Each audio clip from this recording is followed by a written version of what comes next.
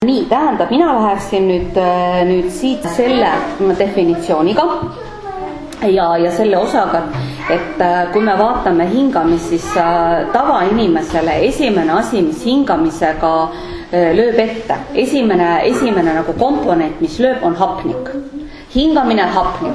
No samas on see, eks ole, õhust sa kasutad ära ainult mingisugune, mis oli mingi 2%. See ole sisse hingatavast õhust, keha kasutab ära ainult mingi 2% hapnikku. Okei. Tähendab, selleks, et saada aru sellest hapnikust, peame me tegelikult nüüd tegema jällegi selle sammu kõrvale ja vaatama seda CO2. Ehk siis vastupidi just nimelt süsihappegaasi. Tähendab, kui me ainult kontsentreerume hapnikule, siis jäävad väga paljud vastused meil saamata. Meil jääb väga palju küsimusi esitamata ja meil ei tekigi võimalusi küsimusi esitada. Nii et sellepärast nüüd kontsentreerume kogu hingamisprotsessile sellesama süsinikdioksiidile, CO2.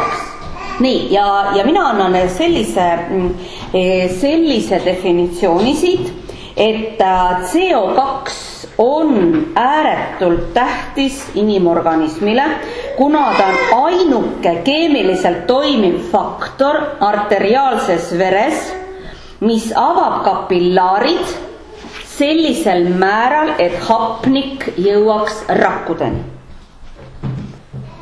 See tähendab seda, et kui teie kehas ei ole piisavas koguses CO2, on veresooned kinni. Väikesed peened veresooned kinni, mis tähendab seda, et seal gaasivahetust ei toimu. Kas see kinni tähendab seda, et seinad on tihedad või mis mõttes kinni? Siin ei jõuagi. No ei jõua, vaata, käib läbi seinte, eks ju, kapillaaride seinte. Et see süsinik teeb nad lahti siis või? Jah.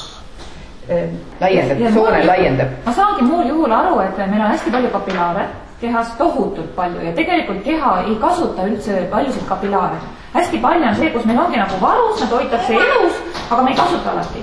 Ja nüüd on see asi, et kui meil sest et me ei peagi kasutama alati.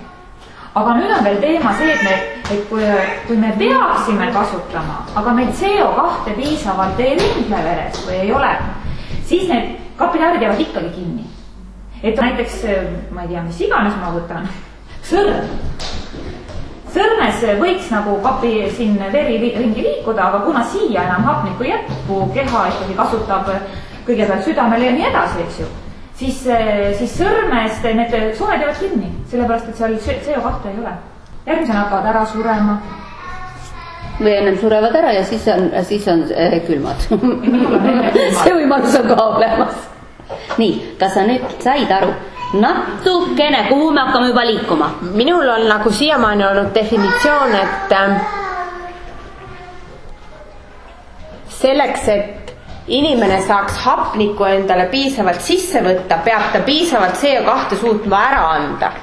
Nii, ja, aga see on nüüd juba järgmine etapp. Ennem ta peab selle CO2 saama endale sisse.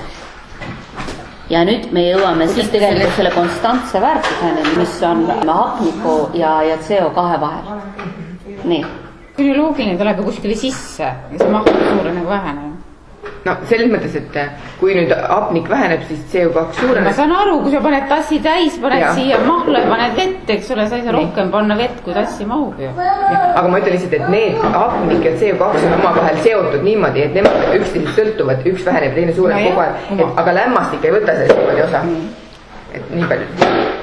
Nii, ärme praegu igaks üks lämmastikku veel sisse too, sellepärast, et muidu läheb väga segaseks. Võtame praegu mängime ainult kahe väärtusega. Ühesõnaga hapnik ja CO2 on omavahel nii palju seotud, et kui ühte väheneb, siis teist suureneb ja vastupidi. Aga ideaalis oleksid, ei saa ju nii öelda, et nad peavad võrdsed olema. Nad ei ole võrdsed. Nende summa on enam-vähem üks. See oleneb ju kõik sellest, missuguses situatsioonis sinu keha on. Kas sa oled kuumas, oled sa külmas, teed sa füüsilist tööd, oled sa puhkeasendis, sellest kõik ju oleneb, et see kogu aeg muutub. mäng on sees kogu aeg muutub, aga hulk on üks. Just. Nii. Aga see hulk ongi kogu aeg üks või ta ju ei lähegi, ta ei saagi muud, ta ei saagi ju... Kui sa oled õhust pool tühja vahepeal, siis on teine. Ei, tavatingimustes, kui sa ise hingad, kui me ei räägi sellest, mis toimub haiglas ja kus tehakse kompsudega igasuguseid rõhkude, kus muudetakse rõhkusid, ka välisrõhku muudetakse, et siis ta tavatingimused on kogu aeg üks ja sama, nende kahe gaasisumma on üks. Küsimus, et kui nüüd on näiteks seda nagu tasakaalu seal nagu meditsiiniliselt muudetud, kas see siis avaldab pärast mingisugust halba mõju ka või? Sest organism suudab pärast tagasi selle tasakaalu saada ja seal ei ole mingit halba mõju, et keegi on sul neid rõhke seal haiglas muutnud või? Ma ei tea, ma ei ole seda uurinud. Vaata, mina ütleks selle peale niimoodi, et kui sa oled eluohtlikus seisundis, siis ausalt öeldes ei ole mõtet eriti mõelda selle peale, mis tulevik toob. Kui sa ellu jääd sellel hetkel. Jaa, võib-olla ma ei maininud seda jah, et selles mõttes, et need on kriitilised seisundid ikkagi jah, kus inimene viiakse juhitavale hingamisele. Et see on see, et eks siis pärast juba näeb. Ise tegelikult. Nii et sellepärast jah, nendel hetkedel nagu ei ole mõtet eriti mõelda nüüd järgnevatele momentidele. Sealt tuleb esialgu välja tulla kõigepealt. Ja kõigepealt tuleb asi välja tuua ja teiseks on selline, et see inimese taastumisvõime on omamoodi hämmastav. Jaa, aga samas nii palju ma ütlen nagu jätkuks, et tegelikult peab ka aru saama ja üldse, et on ka midagi valesti selleks, et üldse tegutsema hakata. Selles mõttes, et see juba kui nüüd aru saada, et on midagi valesti pärast või hiljem, et siis... Nii, aga nüüd mul on ikkagi see asi, et ma tahaks selle oma definitsiooniga, et see nagu edasi arutada, et te nagu hakkaksite mõtlema, kuivõrd tähtis on see CO2, sest ta on ainus faktor, mis avab.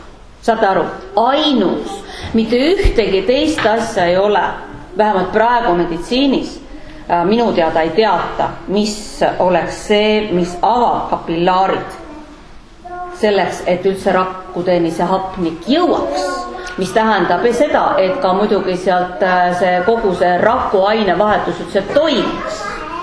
Kokku nad peavad inimese kehas olema see 150, mis Kersti ütles. Ja olenevalt sellest, mida me parasjagu teeme, ma ei tea, magame, jookseme, ma ei tea, närvitseme, mida iganes, et siis need suhted siis võivad nagu selle 150 sees muutuda siis. Just. Ma sain nii aru, jah, õig. Ja ütleme, kui see suhe nagu täitsa valeks läheb, siis me tunneme oma kehas midagi, ma ei tea, hingeldame või midagi kehvasti. Saan ma nii aru? Kui ta ei vasta sinu vajadusele, siis ta sinule, kui sa näiteks teed tööd, siis sul igal juhul hapniku tarve suureneb. Nii, tähendab, kui arteriaalses veres on vähe süsihappegaasi, siis ta ei suuda kudedesse viia ka vajaliku koguse hapniku. Mis tähendab seda, et juhul, kui arteriaalses veres on CO2 vähe, siis organism vaatamata sellele, et hapnik on seal palju, siis tegelikult organism on hapniku näljas. Tähendab, see on nüüd tähtis, et te sellest aru saaksite. Meil on üks kindel väärtus, eks ole, 150. Nii.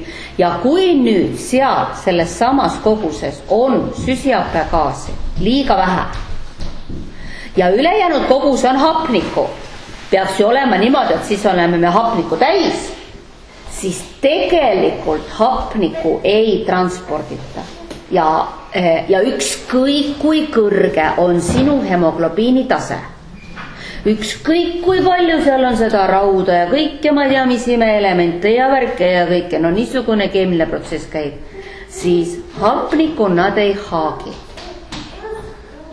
Ja võib olla ühesõnaga, et selles suhtes see number võib siin olla isegi hapnikult suurem, aga ta ei haagi lihtsalt.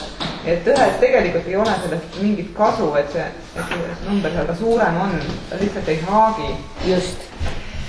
kuna pildid on alati sellised, et üks pool inimese kehast, nagu meil siingi on heledamat värvi ja teine pool on tumedamat värvi.